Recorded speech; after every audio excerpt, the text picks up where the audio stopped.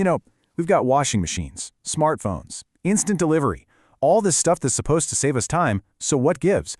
Why do so many of us feel more rushed, more time-poor than ever before? Well, in this explainer, we're going to dig into that exact paradox and try to figure out why it feels like we're all stuck in this unwinnable race against the clock. Yeah, if that question hits home, I promise you, it's not just you. That feeling of just churning your legs, running faster and faster, just to keep your head above water, it's not a personal flaw. It's not a failure of your time management. It's actually a core feature of the modern world. And it has a name. You see, this feeling that time is just slipping through our fingers, it's not all in our heads. It's got deep roots in our own biology and in the very structure of our society. So to really get it, to understand why we feel so constantly rushed, we've got to look at two things. First, how our brains actually perceive time. And second, how society is pretty much always hitting the fast-forward button on us. Okay, let's start with what's going on inside our own skulls. According to research by Adrian Banjan, as we get older, the neural pathways in our brains get more and more complex. This means electrical signals literally take longer to travel, and what that means is we process fewer new images per second. Think of it like a camera, right? And the frame rate is just slowly winding down.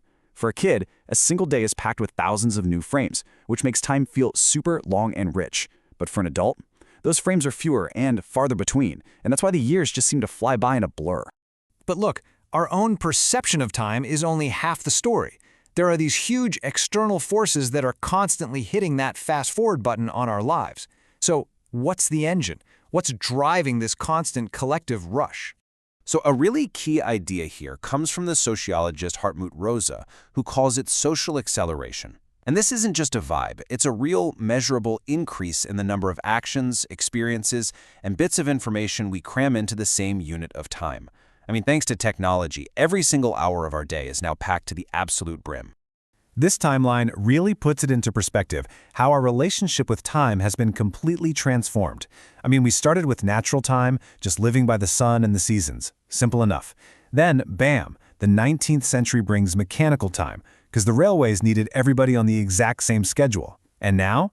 Well, now we're living in digital time, where instant global communication creates this expectation of instant replies, shrinking our response times down to basically zero.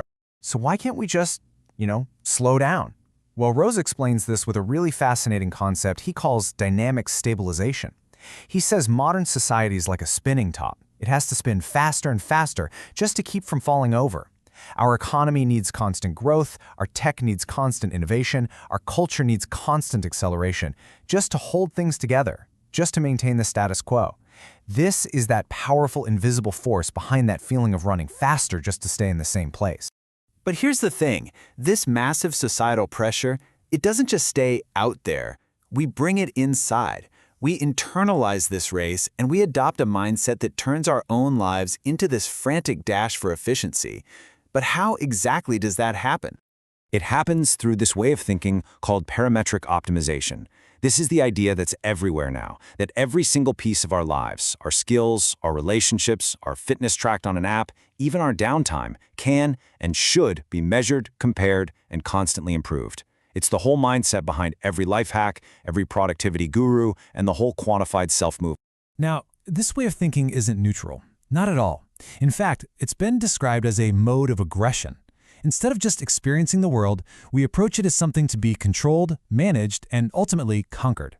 Every interaction becomes a kind of transaction, something to be optimized for our own personal gain. And the fallout from this logic is huge. It creates intense competition. It makes us see our skills not as parts of who we are, but as capital to just stack up on a resume. It leads to this aggressive stance towards both nature and other people, and it creates what's known as a Schwitz culture, where just looking busy and stressed is often more valuable than actually getting things done. So this sets up the central conflict for modern life, right? On one side, you've got this cold, aggressive logic of optimization, but on the other, there's a totally different, much more human way of being in the world. It's something called resonance, and it's not about control, it's all about connection. But before we get into that alternative, we really have to face the real human cost of living in a world that's obsessed with acceleration and optimization. The price we pay for this constant hustle, it's steep. The result is what Rosa calls a frenetic standstill. It's this deep paradox. We're moving faster than ever, but we feel totally stuck, just overwhelmed by a to-do list that magically expands to fill any time we manage to save. I mean, that is the very definition of burnout. And the ultimate endpoint of all this is a deep, profound state of alienation. The world stops feeling like a home and starts feeling like a series of resources to manage or obstacles to overcome. We end up in what's called a relationship without true relation, feeling totally disconnected from our jobs, the people around us, and even from ourselves. But listen, it doesn't have to be this way. I know the diagnosis sounds pretty bleak, but there is an alternative. So, what's the path forward? Well, it's a path that's all about what it truly means to connect with the world around us.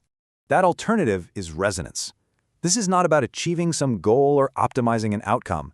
It's a way of relating to the world where you actually let yourself be genuinely affected by something. A piece of music, a deep conversation, a walk in the woods, and you respond to it in a way that truly changes you. Resonance has 4 key parts. First, you're truly touched or sort of called upon by something. Second, you feel like you can respond to it in a meaningful way. Third, and this is so crucial, you are transformed by the experience. And fourth, and this is the real kicker, it's unpredictable.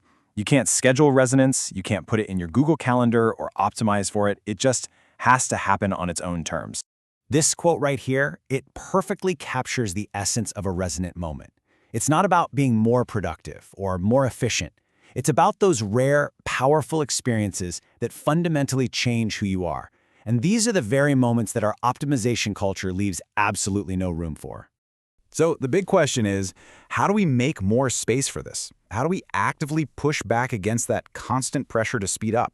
Let's get into some practical ways we can start to reclaim our experience of time. Hey, remember that frames per second idea from the beginning? Well, here's the amazing part. We can actually use it to our advantage.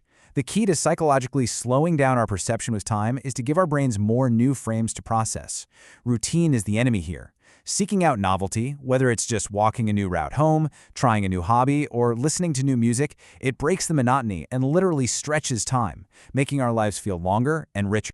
So next time you feel that pressure, that false urgency at work or at home, try this simple framework. First, name it. Just ask yourself, what is actually happening here?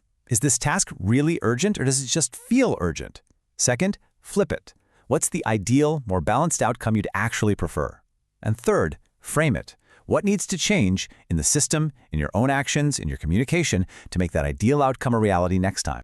So what does this all boil down to? Look, we can't stop the engine of social acceleration all by ourselves, but we can change our relationship to it.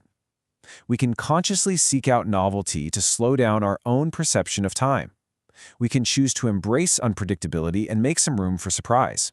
And most importantly, we can prioritize genuine, resonant connection over relentless optimization. And that leaves us with one last question to think about. In those quiet moments, we manage to claw back from the culture of busy. What truly meaningful, transformative, and resonant experiences are just waiting for us, if only we'd stop trying to control them. Thanks for joining us for this explainer,